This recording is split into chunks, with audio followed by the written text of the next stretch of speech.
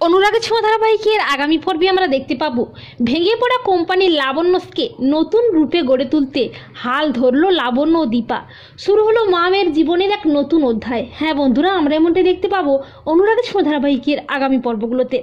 দীপাকে নানাভাবে অপমান করতে থাকে কাকিমণি ও জয়, এমনকি ভিক্টরও সেনগুপ্ত বাড়ির সম্পত্তির ভাগ নেওয়ার জন্য কাকিমণির তালে তাল মেলাতে থাকে।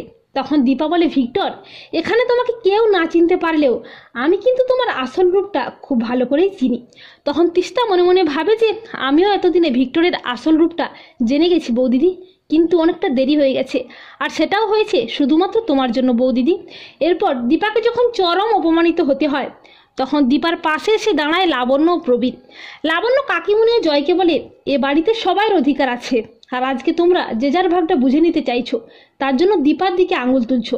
কিন্তু তোমাদের কারো কি একবারও মনে হয়েছে আমার ধ্বংসের মুখে চলে যাওয়া কোম্পানি লাবণ্যকে কিভাবে ফিরিয়ে আনবো? তোমরা কেউ পারবে না আমি জানি, কিন্তু আমার মেয়ে দীপা এবং আমি হাল ছাড়িনি, এখনও আমাদের মধ্যে আশা আছে, আমরা পারবো।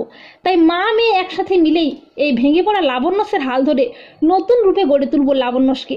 লাবণ্য দীপাকে বলে, দীপা, তুমি তোমার এই মায়ের পাশে থাকবে তো? তখন দীপা লাবণ্যের হাতে হাত রেখে বলে, হ্যাঁ মা, আমি আপনার পাশে থেকে এই লড়াইটা করব। লাবণ্য বলেছে, কিন্তু লড়াইটা আমি এ বাড়িতে থেকে করব না, আমি আমার মেয়ের সাথে মেয়ের বাড়িতে থেকেই লড়াইটা করতে চাই। এই বলে লাবণ্য দীপার হাত ধরে সেনগুপ্ত বাড়ি ছেড়ে বেরিয়ে যায়।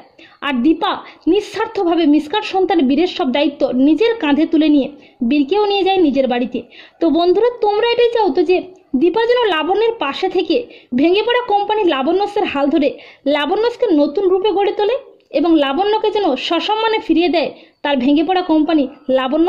কমেন্ট করে জানিয়ে দাও তোমাদের মতামতটি।